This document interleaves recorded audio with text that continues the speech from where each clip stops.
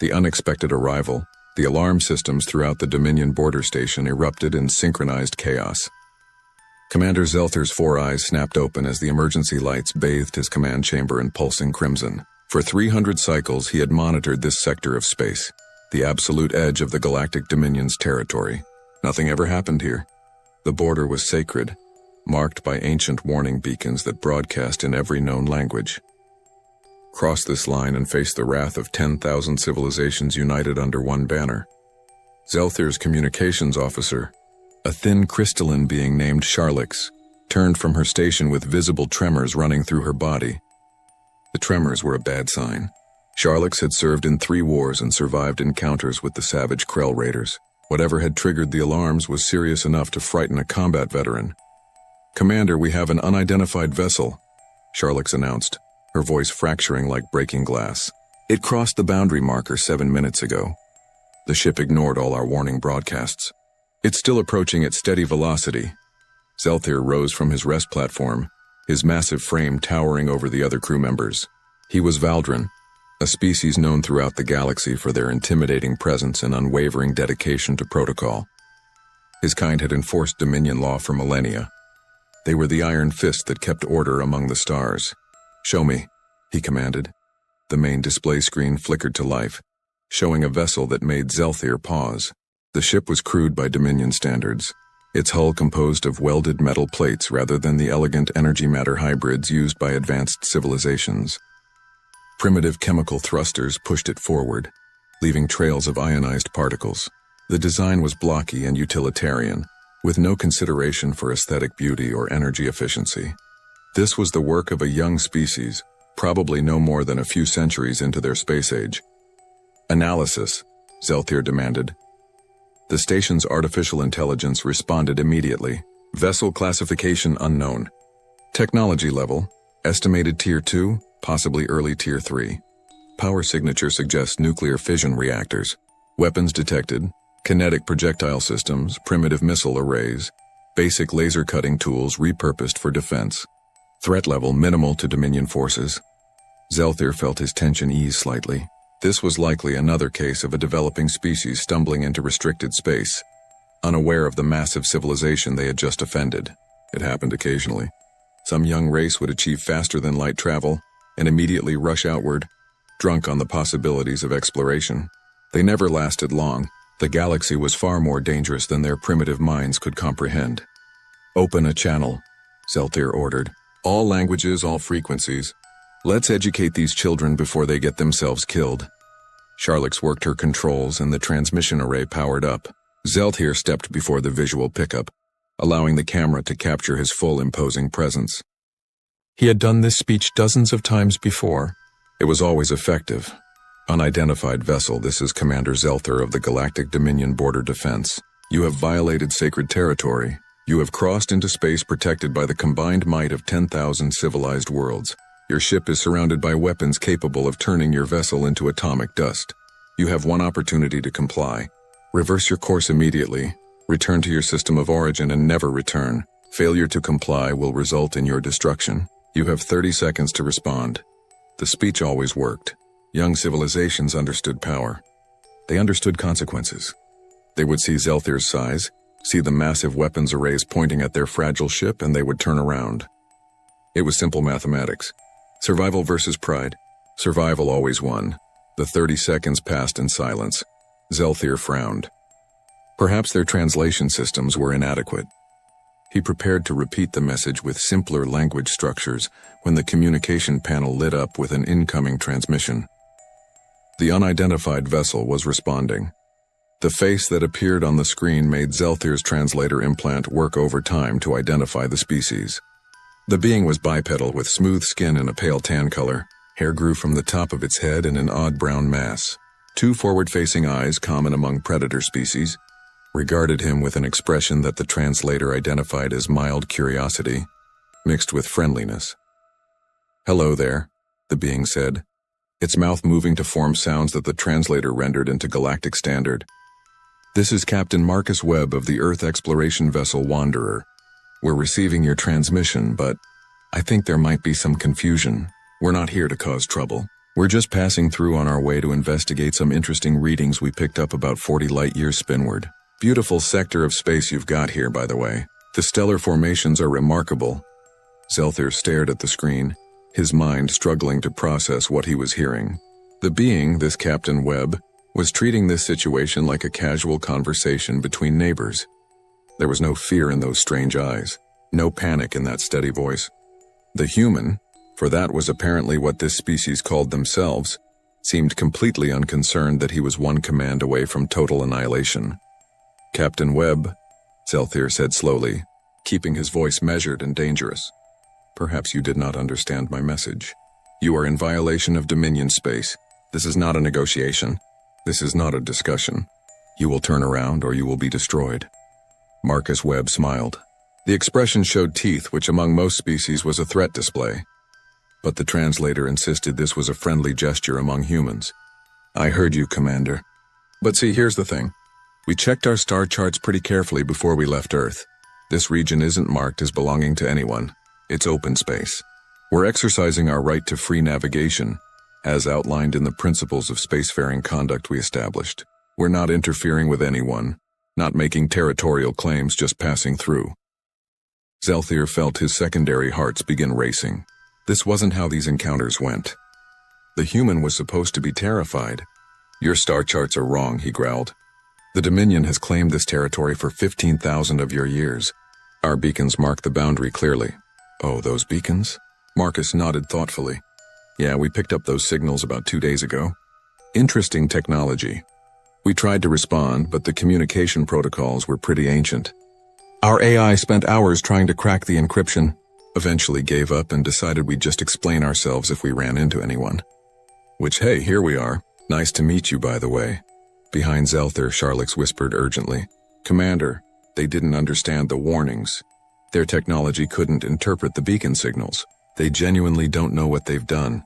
But that wasn't what bothered Zelther. What bothered him was the complete absence of appropriate fear. He had made himself clear. He had explained the danger. Yet this human captain continued speaking as if they were discussing weather patterns instead of potential warfare. "Captain Webb," Zelther said, forcing calm into his voice, "I will demonstrate something to you. Perhaps your species learns better through visual examples." He gestured to his weapons officer, a heavily armored Crozon named Vex. "Target the asteroid cluster 3,000 kilometers from their position. Full power. Fire!" The border station's main particle beam cannons charged with a sound that vibrated through the hull.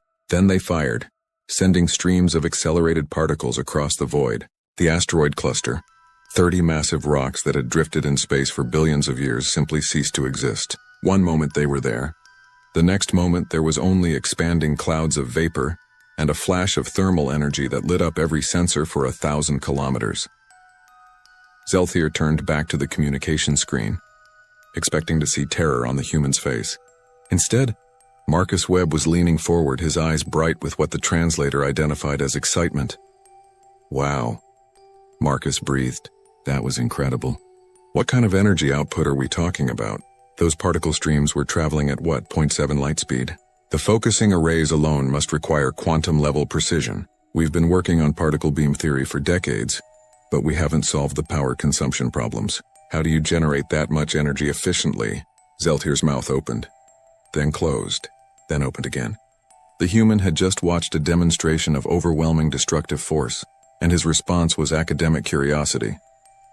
"Captain Webb, I just destroyed 30 asteroids to show you what will happen to your ship if you do not comply." Right, I got that," Marcus said quickly. "Very impressive show of force, really. But I have to be honest with you, Commander. Threatening us isn't going to work. It's not that we're not impressed by your weapons. They're clearly centuries beyond anything we've built. It's just that we didn't come all this way to turn around because someone told us we couldn't pass through empty space. That's not really how humans operate." "Then how do humans operate?" Zelther asked, genuinely confused now. Marcus leaned back in his chair, spreading his hands in a gesture the translator labeled as openness. "We're stubborn, Commander. It's kind of our thing. Throughout our history, every time someone told us something was impossible, we did it anyway. Every time someone said we couldn't go somewhere, we went there. We flew when everyone said we couldn't fly. We split the atom when they said it couldn't be split. We left our planet when physics said we'd never break orbit. And then we figured out faster than light travel when every equation said it was impossible. Being told no just makes us more determined. Zelthir felt something he rarely experienced: uncertainty. In his 300 cycles of service, he had encountered hundreds of species. Some were aggressive, some were peaceful, some were cunning, and some were foolish. But he had never met a species that responded to overwhelming military superiority with polite defiance and scientific curiosity. "Your ship has 30 crew members," Zelthir said, trying a different approach. "I have 300 armed soldiers on this station alone. Within 1 hour I can have 50 warships here. Within 1 day, I can have a fleet that could sterilize your entire homeworld. Do you understand these numbers, Captain Webb?" "I do," Marcus said quietly, and for the first time his expression became serious. "And I understand you're trying to protect your territory." "I respect that. But Commander, Earth has 7 billion people. We've fought wars that killed millions. We've faced plagues that wiped out continents. We've stared extinction in the face more times than I can count, and we're still here. We're still pushing forward. We're still exploring. That's not going to change because we met someone bigger and stronger than us. That's never changed in our entire history." Zelthir sat down slowly, his mind racing. This wasn't protocol. This wasn't how first contacts proceeded. But something in the humans' words resonated with a truth that transcended species. These humans were either incredibly brave or incredibly foolish, and Zelthir wasn't sure which. "What do you propose?" he finally asked, surprising himself with the question. Marcus smiled again. "We keep going. You watch us pass through. Nobody gets hurt, nobody starts a war. In a few days we'll be out of your territory and investigating our stellar phenomena. Then we'll head home with data about beautiful space formations and stories about meeting the Galactic Dominion. Everyone wins." "Absolutely not," Zelthir said immediately. "The law is clear. No unauthorized vessels in Dominion space." "Then authorize us," Marcus suggested. "Give us a temporary pass. Isn't that better than starting an interstellar incident over what amounts to a misunderstanding?" Before Zelthir could respond, Sharlix interrupted urgently. "Commander, I'm detecting multiple jump signatures. 7 Krell Raider ships just entered the sector. They're heading directly for our position." Zelthir's blood went cold. The Krell were savage pirates who attacked anything they encountered. They were one of the few species in the galaxy that the Dominion couldn't fully control, constantly raiding border regions and fleeing before major forces could respond. And now they were here, attracted by the energy signatures from the weapon demonstration. "Battle stations," Zelthir commanded. "All personnel to combat positions." On the communication screen, Marcus Webb was consulting with someone off camera. Then he looked back at Zelthir. "Commander, our sensors just picked up those ships too. We're reading weapons charging. I think they're targeting both of us." "This is not your concern, human," Zelthir said. "You should flee while you can. Your ship is no match for Krell Raiders." Marcus's expression shifted into something that the translator struggled to identify. It was determination mixed with something else. Something fierce. "With respect, Commander, we don't abandon people who are about to be attacked. Even if those people were threatening us a few minutes ago. If you're about to fight, we're going to help." "Your weapons are primitive," Zelthir protested. "Maybe," Marcus agreed. "But primitive weapons still hurt. And we've got a few tricks that might surprise you. Besides, after that weapons demonstration, we owe you one. Let's call this a gesture of good faith." The Krell ships were accelerating now, spreading into attack formation. Zelthir had seconds to make a decision. He could order the humans to flee, but something told him they wouldn't listen. These strange, stubborn beings from Earth had wandered into the Empire's territory and refused to be intimidated. Perhaps it was time to see if their courage was matched by competence. "Very well, Captain Webb," Zelthir said. "Welcome to the Galactic Dominion. Try not to get killed in the next few minutes." Marcus grinned. "Commander, we've been trying not to get killed since we climbed down from the trees. We're pretty good at it by now." The battle was about to begin, and Zelthir realized that everything he thought he knew about humanity was about to be tested. The test of resolve. The Krell attack formation spread across the sensor display like a predator's claw. 7 warships, each one bristling with weapons scavenged from a dozen different civilizations, moved with practiced coordination. They had done this before many times. Border stations were easy targets, isolated and usually undermanned. The Krell would strike fast, overwhelm the defenses, plunder whatever they could carry, and vanish back into the uncharted territories before reinforcements arrived. Commander Zelthier watched the tactical display with grim determination. His station had 42 functional weapon emplacements, shields rated to withstand sustained assault for approximately 18 minutes, and a crew trained for exactly this scenario. They would hold. They always held. The Dominion did not surrender territory to pirates and savages. Shields to maximum, Zelthier commanded. Charge all weapons arrays. Transmit distress signal to Fleet Command. Standard defensive formation. His crew moved with efficient precision, each member performing their assigned tasks without hesitation. The station's massive shield generators hummed to life, creating invisible barriers of electromagnetic force around the structure. Weapon systems came online, targeting computers locking onto the approaching Krell vessels. Within seconds, the border station transformed from a monitoring outpost into a fortress. Commander, the human vessel is moving, Charlix reported, her crystalline form pulsing with nervous energy. They're positioning themselves between us and the Krell formation. They're broadcasting on all frequencies. Zelthier pulled up the communication channel and heard Captain Marcus Webb's voice, steady and clear, speaking in what the translator identified as English before rendering it into Galactic standard. Krell vessels. This is Captain Marcus Webb of the Earthship Wanderer. You are approaching a Galactic Dominion installation with weapons armed. Stand down immediately. We are authorized to defend this station with lethal force if necessary. Turn back now and no one needs to get hurt. For a moment there was silence. Then the Krell response came through, a cacophony of growls and snarls that the translator struggled to interpret. The meaning was clear enough even without perfect translation. The Krell were laughing. One of the Krell commanders, a scarred veteran named Krax, judging by the ship identification tags, spoke in broken Galactic standard. Little prey ship thinks it can stop Krell. You die first. Then we take Dominion Station. Then we take your ship pieces as trophies. Zelthier activated the direct channel to the Wanderer. Captain Webb, you should withdraw. The Krell do not negotiate. They do not show mercy. Your ship is a fraction of their size.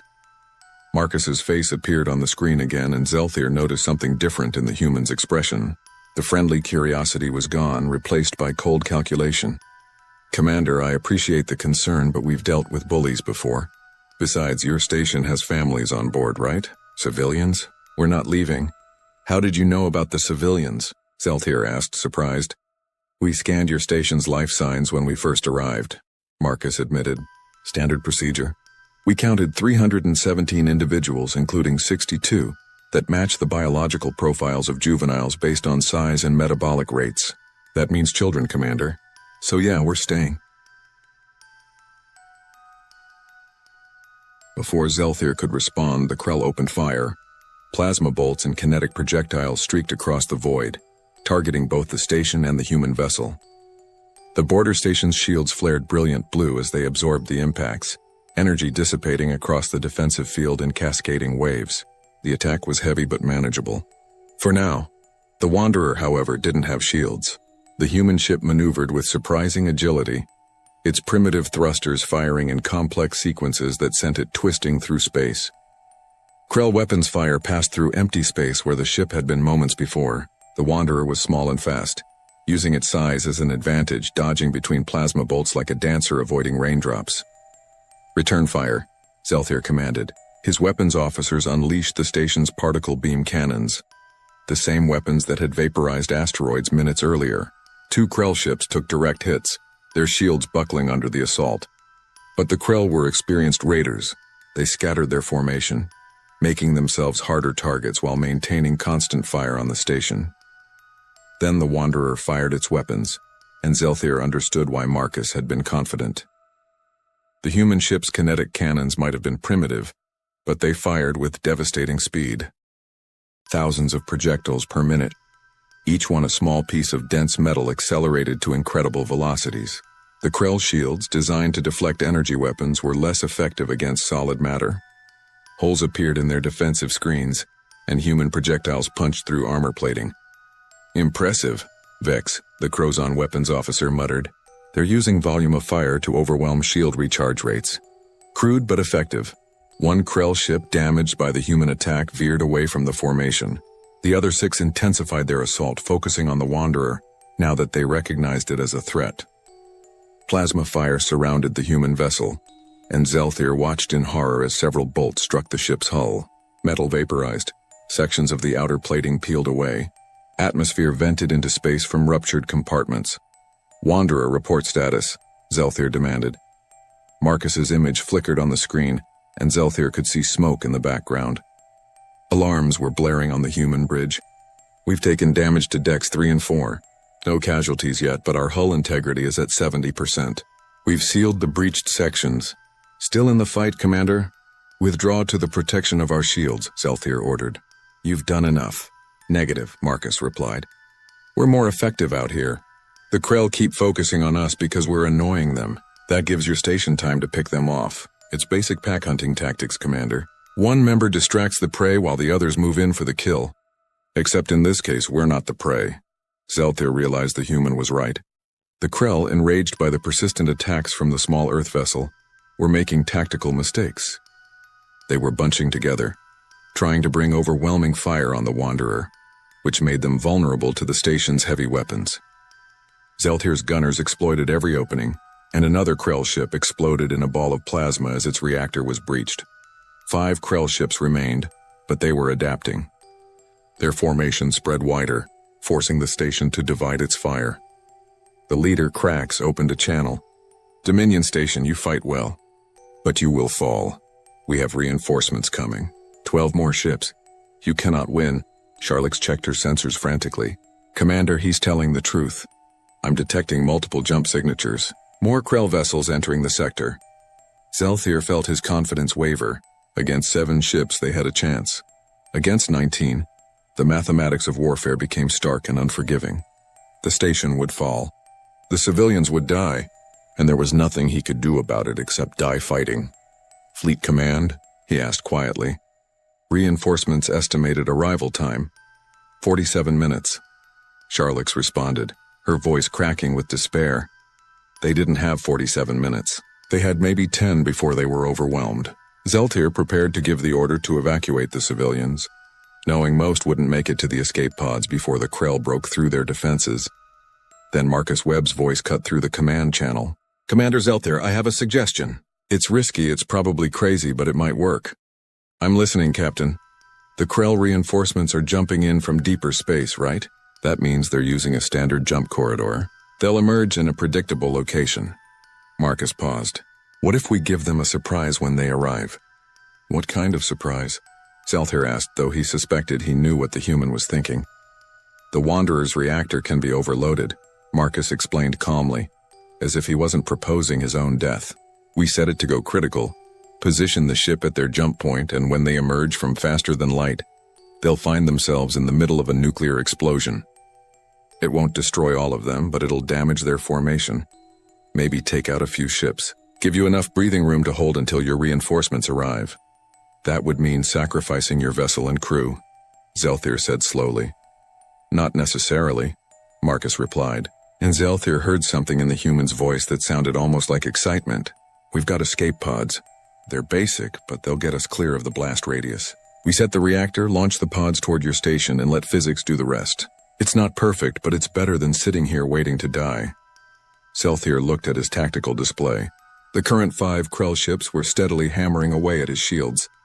Another 12 were minutes away from arrival. The human plan was insane.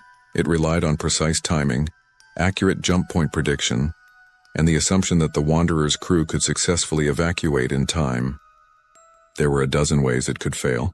It was also their only chance. "Do it," Zelthir said. "But Captain Webb, if you and your crew survive this, you have my personal guarantee of safe passage through Dominion space. Forever." Marcus grinned despite the chaos visible behind him. "We'll hold you to that, Commander. Wanderer out." The human ship broke away from the battle, accelerating toward the predicted jump point with its damaged engines straining. The Krell, sensing an opportunity, pursued with 3 of their vessels. Zelthir ordered concentrated fire on those pursuers, keeping them busy while the Wanderer reached its destination. Charlix counted down the time. "Krell reinforcements jumping in 30 seconds, 25, 20. On the visual feed, Zelthir watched small objects detach from the Wanderer. The escape pods, simple metal spheres propelled by chemical rockets, scattered like seeds in the wind. They were primitive vessels, barely more than pressurized containers with basic life support. But they were moving away from the Wanderer, carrying the human crew to safety. 15 seconds, Charlix announced. 10, 9, 8. The Wanderer hung in space, its reactor building toward catastrophic failure. Zeltir could see the energy readings climbing exponentially on his sensors. The ship was becoming a bomb. 7, 6, 5. The Krell reinforcements began emerging from their jump, 12 massive warships materializing in real space. They appeared in formation, ready to join the battle, their sensors immediately detecting the border station and preparing to fire. 4, 3, 2. The Wanderer's reactor went critical.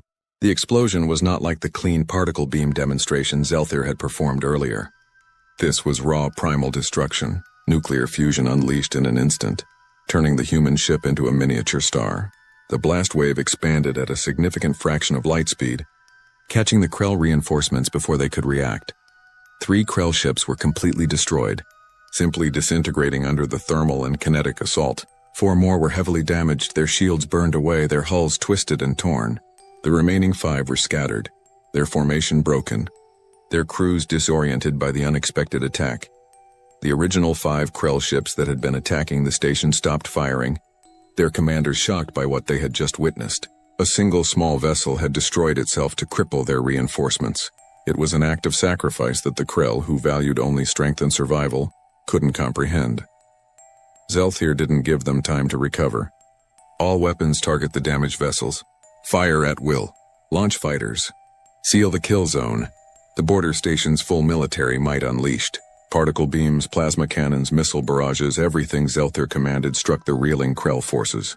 The damaged ships, already struggling with system failures from the nuclear blast, couldn't mount effective defense. One by one, they were destroyed or forced to retreat. The remaining Krell vessels, realizing they had lost the advantage, jumped away. The battle was over. Zeltir immediately ordered recovery operations for the human escape pods. His crew worked frantically, using tractor beams to pull the primitive vessels into the station's landing bays.